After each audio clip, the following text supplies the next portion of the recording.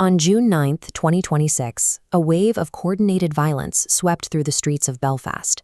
This rapid escalation followed a specific pattern, a sequence where digital narratives are converted into physical, kinetic force. The kinetic sequence began the night before, at around 10:30 p.m. In the Kinnaird Avenue area of North Belfast, Hadi Alodid attacked a local resident named Stephen Ogilvie with a kitchen knife. Bystanders immediately intervened to stop the assault.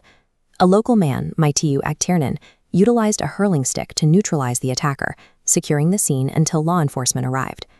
Within 24 hours, this contained, isolated criminal act was stripped of its localized context and digitized.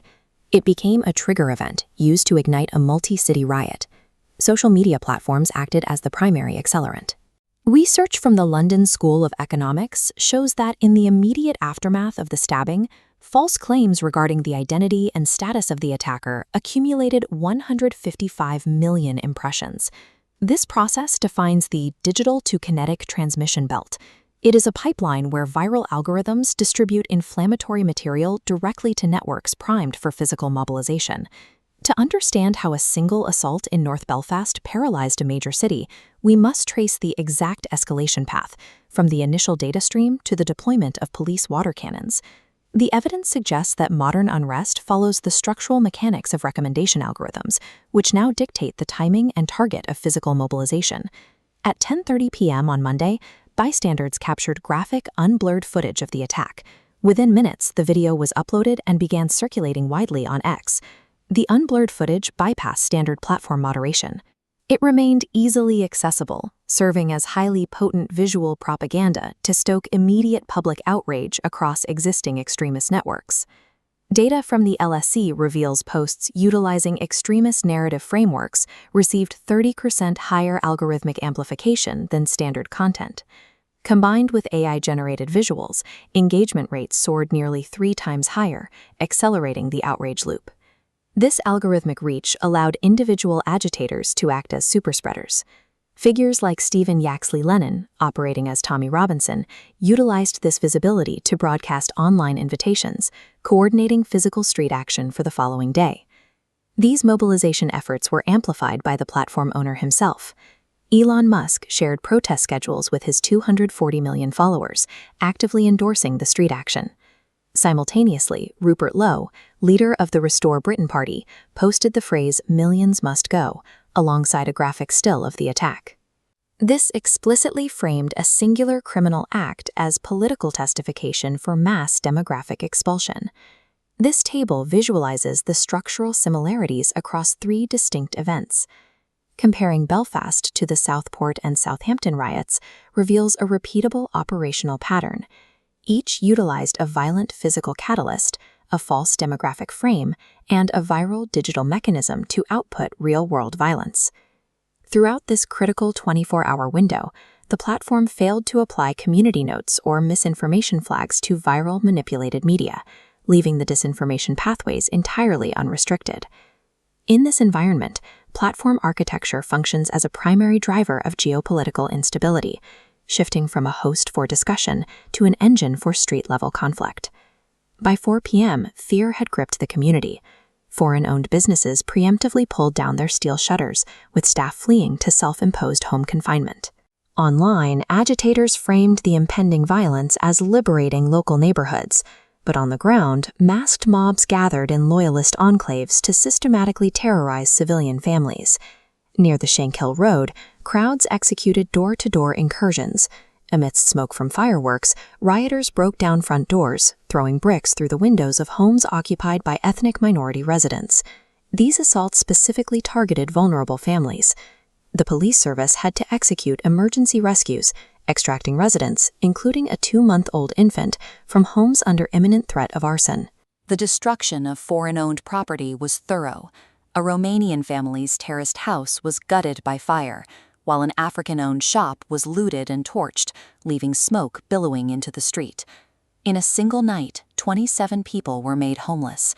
Ukrainian refugees and families of African origin who had lived in Northern Ireland for decades fled as rioters explicitly sought to burn foreigners out of their homes. The violence crippled public infrastructure. Masked men set bins alight and pushed them into a glider bus, forcing the suspension of transport services. The combination of transnational digital incitement and highly localized intimidation achieved its goal. Political and community leaders documented a coordinated campaign of displacement, accurately describing the events as a race-based pogrom.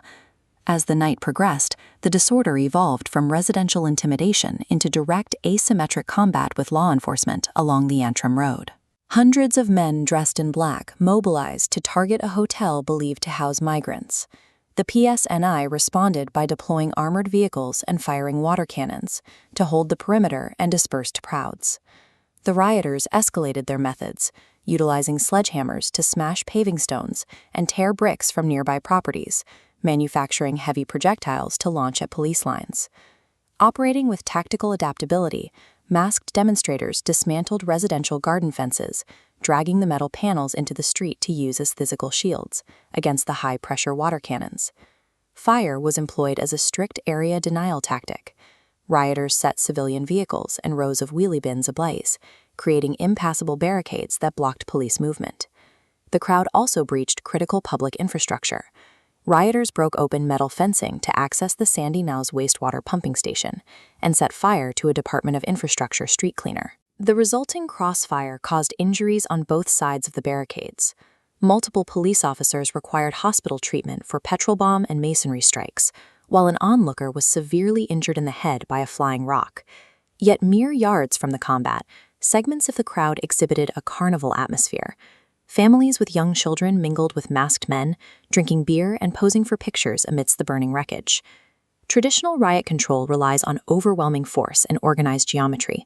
That advantage is neutralized when decentralized crowds utilize local infrastructure and real-time digital coordination to continuously adapt to state tactics.